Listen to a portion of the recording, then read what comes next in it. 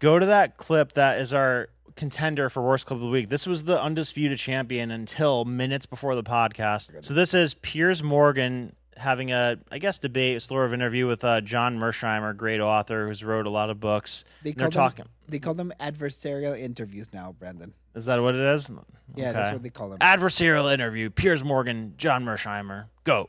All right. It's important because you're saying the moral thing to do is to stop the slaughter of the Ukrainian people. They don't agree with you. The Ukrainian people want to fight, and they want to fight to the end. And that should be, to me, their moral right to make that decision for themselves. And I just cannot get my head around why it's morally correct to let a Russian dictator go and do what Putin's done and win and keep what he's stolen. Why is that morally right? Because there's nothing that we can do to turn the tide on the battlefield in Ukraine. There is. There is. We could give them the missiles they want. Missiles are not going to make any difference. The idea that giving them ATACMS or Storm Shadows is going to turn the tide on the battlefield is not a serious argument. The Ukrainians are doomed. What really matters here are the number of troops, the number of artillery pieces on the front lines, and the amount of air power each side has over the battlefield. And there, the Russians have a decisive advantage, and that advantage is increasing by the day. And there's nothing we can do to reverse that. The Ukrainians are doomed. And given that the Ukrainians are doomed, the best thing to do at this point in time is put an end to the war. That's a morally correct position, at least from my point of view. I don't agree. I'll tell you why. Would you say the same thing about the British in World War II?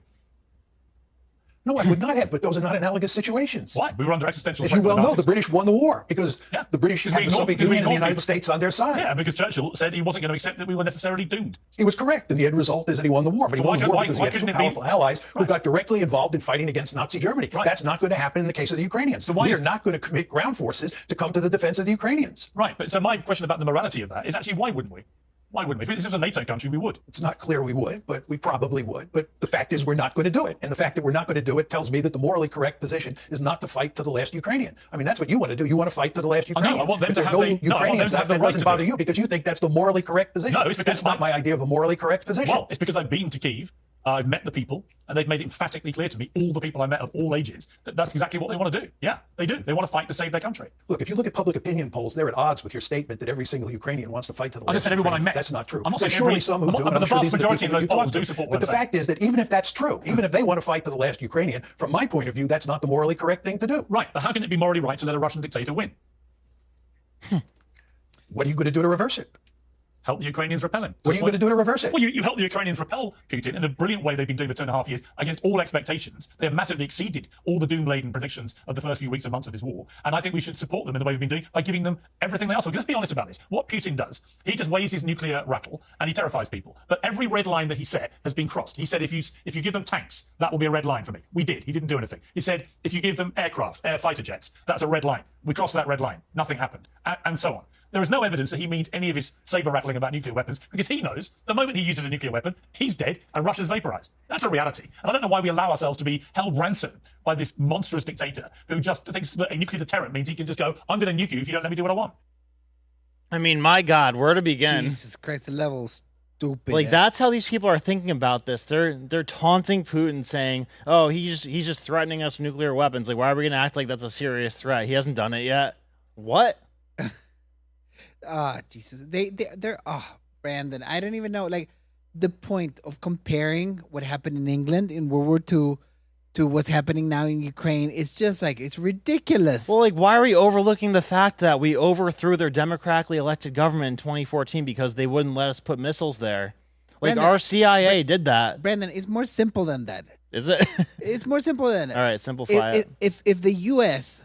went head-to-head, no Ukraine, no bullshit, just head-to-head, full military, full Marines, full Navy, everything, head-to-head with Russia, that will be a difficult war to win, you know? Well, yeah, I mean, if Afghanistan was a difficult war, then yeah. If we use all our military might, all our resources, everyone, women, back into the factories, men, go to fight, like, full out You're saying war. Take nukes out of it? Taking nukes out of it. Like, I don't even want to touch that point yet. Like, if you take every single resource to fight a peer-to-peer war with Russia, the U.S. will have a very hard time to win that war. Very hard time. Well, all right? Well, yeah, because it takes a lot to win a war. I mean, look at what happened in Iraq. So how delusional this guy is that he thinks that with a little support on the side, yeah, a country way smaller has a chance. Yeah, we throw some missiles at them. What? Yeah. That doesn't even make a dent. And he's overlooking the fact that, like, if for some crazy reason we were able to get in a situation where Ukraine had the upper hand and Russia was on their back foot, he thinks that that's a winning situation, that Russia's going to be like, oh, okay, you won, and we give up. What? Like, They're running out of normal missiles now. Brandon, the amount of death. Like, we're talking about millions, tens of millions. But Like, we're lucky that Russia's winning this, though. Like, that's what people are overlooking, too. Like, in terms of, like, the greater good, like, it sucks that this thing happened, but if Russia wasn't winning and if Ukraine was actually invading Russia or pushing Russia back, putting them in a position of well, vulnerability... they are. Eh. And in a very small, contained way. But if they were in a threatening way, then it'd be a much more dangerous situation because then nukes would be on the table in a much bigger way. These people are crazy. They don't understand war. They don't understand money. They don't understand resources. Can't think of a single thing they do understand except for how to say crazy things on TV. This is crazy. It's crazy talk. Who's the other guy? Mersheimer, he wrote the Israel Lobby All right. and a bunch of other books. This is crazy talk. This is crazy talk. Yeah, I didn't think he. I mean, Piers is kind of he doesn't say crazy things. He's like, he tries to act rebellious because he'll take like just enough of a contrarian position but it's not against the mainstream narrative. You know, like he never goes against the dangerous narrative to go against. Like he always stays in line with the establishment narrative, except for the things that aren't that big of a deal to go against. You know what I mean? So he tries to like make himself seem like a rebel, but never goes against the establishment with like the things that they really care about. Where's the position? I don't want to die, because I see pro-Russian positions and I see pro-Ukraine positions. Like, where's the I don't want death and destruction? Like, who's the voice for that, Brandon? So open up some of the links that are on this document, because so first one's going to be the encroachment. So we have a few charts here. One of them is going to show like the year by year of why Russia's doing what they're doing. I think this is probably the most telling chart, because this whole thing is because we were trying to put, long-range missiles in Ukraine, so like the equivalent of Russia putting long-range missiles in Mexico. So you can see here, the dark blue is the 1949 NATO countries. The slightly less dark blue, 52 through 82. See, we keep moving over and over and over to the right. And then by, 2023, we're almost all the way up against Russia, and then we were trying to put stuff into Ukraine. Now we're talking about making Ukraine a NATO member. And for people who don't know, the rule in NATO is that if a member gets attacked by a country, it's a war against all of them. Is it the Article 7? Yeah. Yeah. Or something like that. Yeah, Article 5 or Article 7. 5 maybe? Yeah. Yeah. But yeah, there's that rule that if you're a NATO country and you're getting attacked by an adversary, then that's an attack on all of the NATO countries. So, I mean, oh man, like people I know and I'm around, like people that I will go all out defense, like my brother, I will go all out defense. Yeah. You're one of my closest friends. Uh-huh. Maybe I can name 4 or 5 people that I will go all out defensively. Tell me like, oh, this guy, whatever, let's go. Right. But a guy that I met 10 minutes ago, like to put my country at risk and go all out to defend you, especially when they're already at war. This is like taking an insurance policy, Brandon. This is like taking an insurance policy after you had a car crash. Exactly, but them trying to become a NATO member now, yeah. Like, because if they did become one now, that would put them in an automatic Article 5 situation. It will. Like, it's literally, like, it's calling progressive, like, hey, I just had a car crash. Can I get insurance for that? No. No, you got in the accident already, dude. And I feel extremely bad about these people. Like, well, yeah, because I mean, like, none of this needs to be happening. For one, like, we didn't need to overthrow their government because, like, dude. So based on what Putin said in Tucker's interview, I'm of the belief that they were trying to incite a war with Russia to keep feeding the military-industrial complex. Because after World War II, we didn't need to let the Cold War bleed out. Russia was weak enough to where we could have, taken out Russian leadership after World War II, and eliminated any chances of a drawn-out war, but instead they made this 40-year-long Cold War thing. Then when the Cold War ends, the Soviet Union collapses, Russia said that the Soviet Union Russia was ready to create a pact with NATO, because the whole reason NATO existed is because of the Warsaw Pact, to be the opposite of that. But the Warsaw Pact dissolves, and then Russia apparently, according to Putin, was ready to have peace talks, be part of the pact. We say no for some reason. I think that was under Clinton, and then we drag out this whole Ukraine thing, and here we are. That's the thing. Like, this might take. I mean, and I want to push you a little bit on one thing. Okay. First of all, you think if they didn't overthrow the government, would it make a difference big enough? Well, we've done a whole lot since we've put our own puppet in there. All right. So you think the situation will be better? Yeah. But come on, sell it to me. Why? Well, because the guy who was in there before, was it Ramoshenko or I forget if Ramoshenko is the one that we installed or the one that we overthrew. But the whole reason that he was overthrown is because he didn't want anything to do with NATO or anything to do with NATO weapons being in Ukraine, because he's like, you guys are crazy. What the hell are you doing? You're going to antagonize Russia. We don't want that. And so, Well, that was part of the pact that they weren't going to move east. yeah, but clearly they were moving east every single year for the past 50 years. That was a promise that they weren't going to move east. NATO, right? The NATO. Yeah. And you know what? Like, this is a bad take, maybe. Like, I'm not personally against NATO. It just doesn't have a point if we're not at odds with Russia, which we had a chance to not be at odds with Russia when the Soviet Union collapsed. I think NATO lost its purpose, that was fighting communism. It lost it a long time ago. They're pretty communist themselves, too. That's what happens. Like, it lost its purpose, and then it overextended who's an actual ally. That's what I think. Yeah. You know? Yeah. Because let's say Spain, Germany, the UK, Norway, all those places is reasonable. You know, it is reasonable. Yeah. Is that Turkey in the bottom? I think so.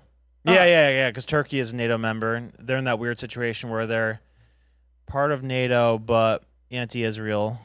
Have you seen the crazy talk that their president's been talking lately? Yeah, he wants to form anti-Israel Arabian pack or Middle Eastern pack or something. Yeah, it's crazy talk. Yeah, that should, and that's heating up while this Russia thing's going on. And then I don't know, Brandon. Can you pull up the other links quick? One of them's Wall Street Journal and one of them's Statista. The Statista one shows that U.S. has spent double the amount of money giving aid to Ukraine than the European Union has. Or is that European Union? Yeah. The European Union's a bigger economy than the United States. People often forget that. That the EU is bigger? Yeah, I didn't know know with that. all the countries combined, I'm pretty sure it's bigger.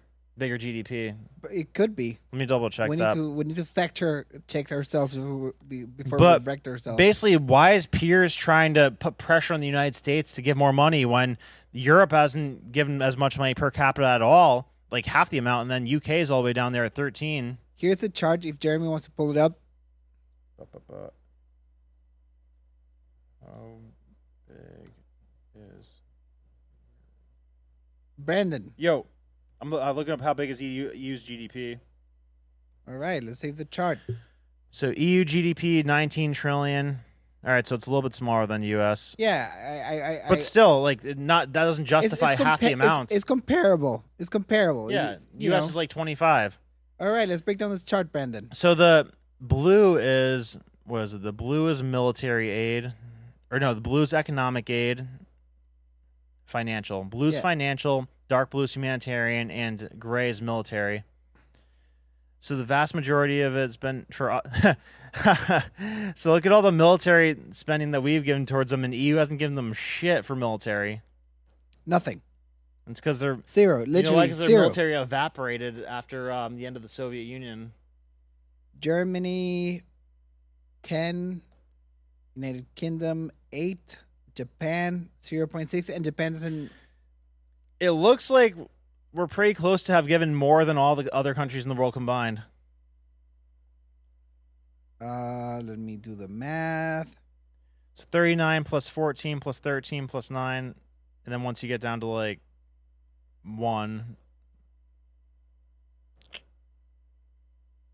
But this is blowing my mind, Brandon. Oh, really? Why? What'd you think it was like?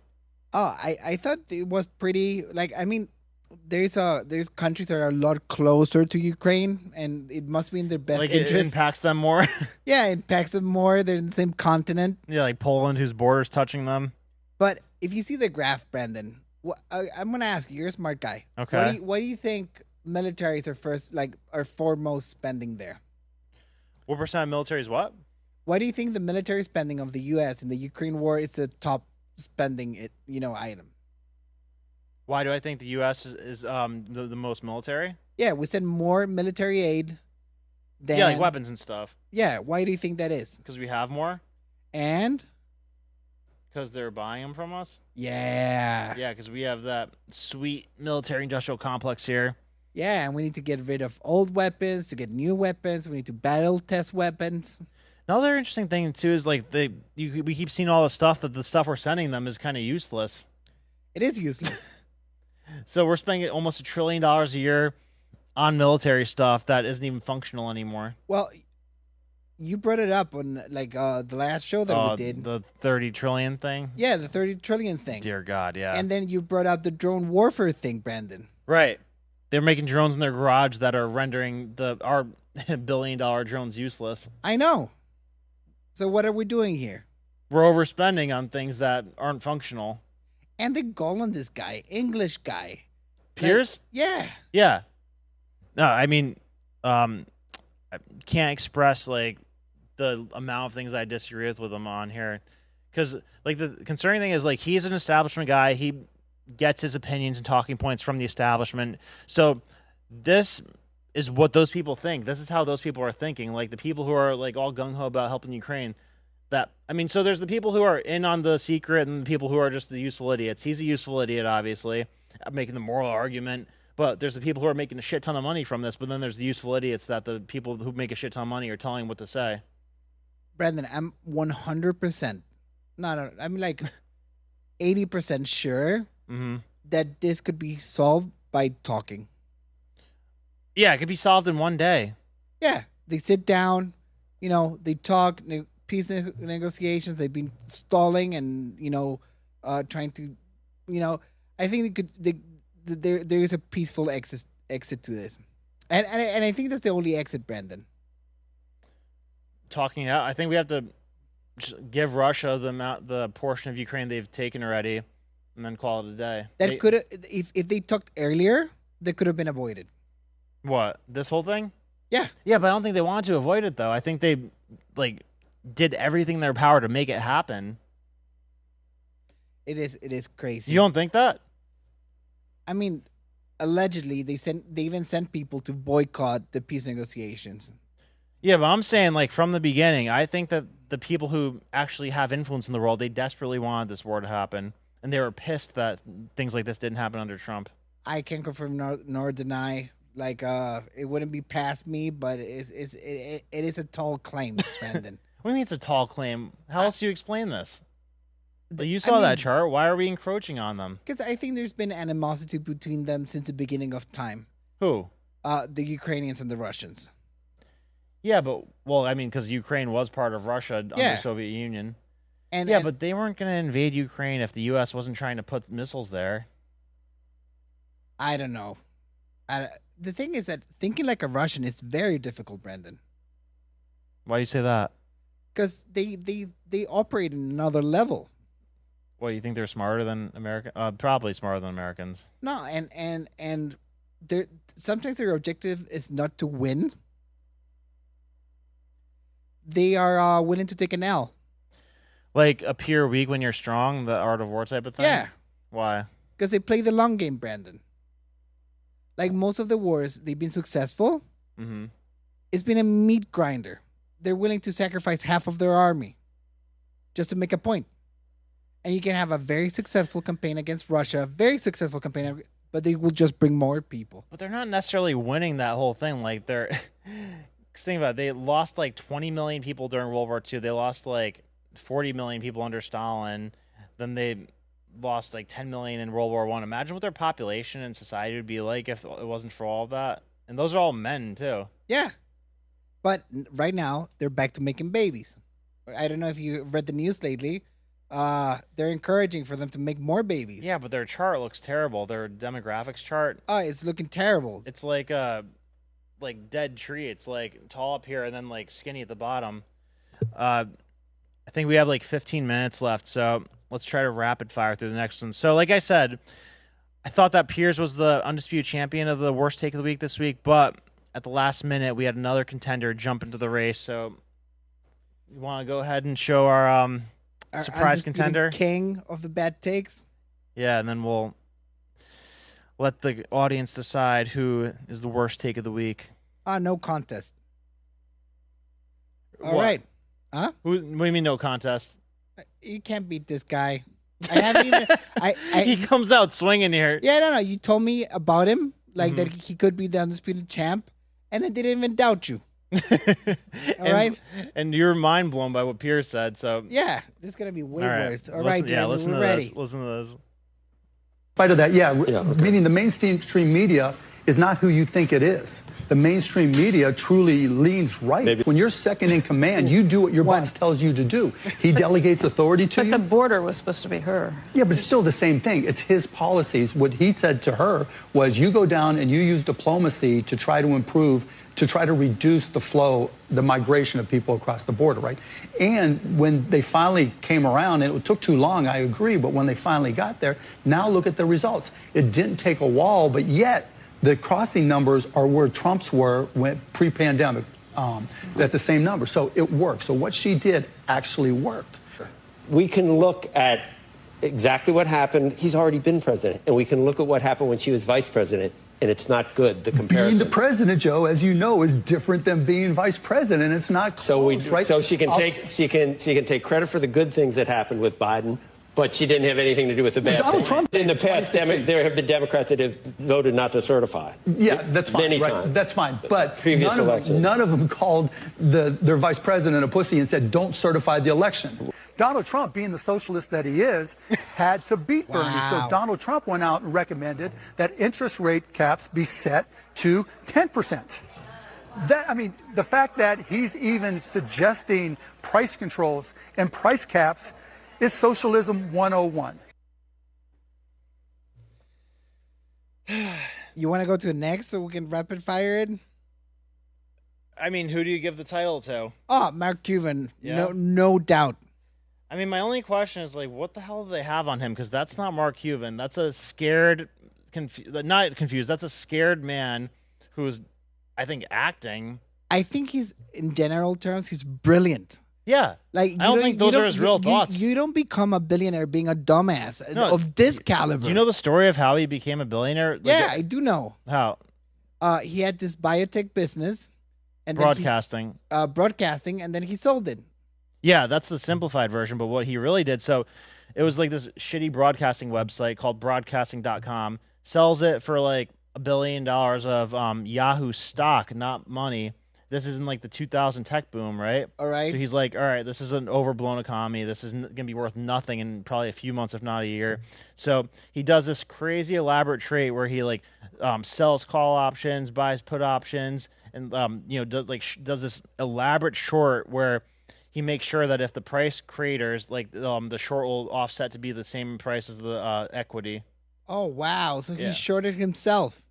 He shorted the equity that he had, knowing that it was going to go down. And then, how do you go from that level to this? Like, can you explain it to me? If you've done something terrible and people are threatening to talk about it. It's unbelievable, Brandon. He's a winner. I'm sorry. That's my vote. He's a winner. Yeah, I let it slide because he brings voices that we like. Bad take. But this guy, I don't even know. I don't know. The only alternative to that is, like, I get the appeal of, like, being on that side of things. Like, if you're a loud, dumb Democrat who's just, yelling out the party lines, that's like Harry Sisson, for example. Like, you know how fast we could blow up if we were willing to just, like, sell our souls? Oh, and, 100%. We're famous. Blow we'll have the Democrats Ferraris. all Yeah. day. Yeah. Like, how his job's so easy. He just, like, goes in line and says, like, wow, Kamala sounded so smart there. Like, how, she totally crushed it in that interview. And, like, everybody in the world knows it's not true, but it gets promoted by the probably DNC funding or whatever, like, Act Blue funding that, like, promotes all the posts. How about, Brandon, if I flip the script on you? Maybe they don't have something on him. Maybe he wants something. Have you heard his latest business? Yeah, pharma, right? Yeah, it's pharma. Yeah, well, if you want things in life... That has a lot of red tape there. If you want things in this world, you should do what he's doing. But if you want things... The world to be better. No, if you want to have a good afterlife, if you believe in that, if you don't want to suffer in your afterlife and be judged, like, then... we know what the right side is the side to be on. Like, it's never easy to be on the right side of things. If it was easy to be on the right side of things, everybody would be on that side. Yeah. But, like, it's very easy to be on the wrong side of things, like where the power and the money lies. And it's very hard to be on the other side. Donald Trump, for example. Yeah, look at all the pain and suffering that he's gone through. He had a hit show, millions of dollars, chilling, beautiful wife, beautiful kids, nice property, golfing every weekend. Yeah. Oh, man, like, he should not have done that.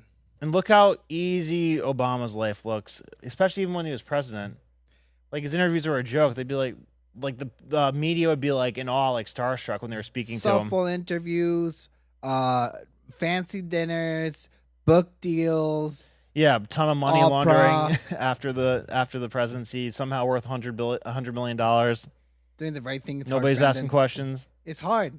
What, doing the right thing? Yeah. Yeah. It's very Like hard. I said, it wouldn't be if the right thing to do was easy, and if you didn't get resistance with that, then everybody would do it. But it's obviously more appealing to do the evil stuff that makes you feel like you kind of sold your soul. But that's why different people are made of different stuff.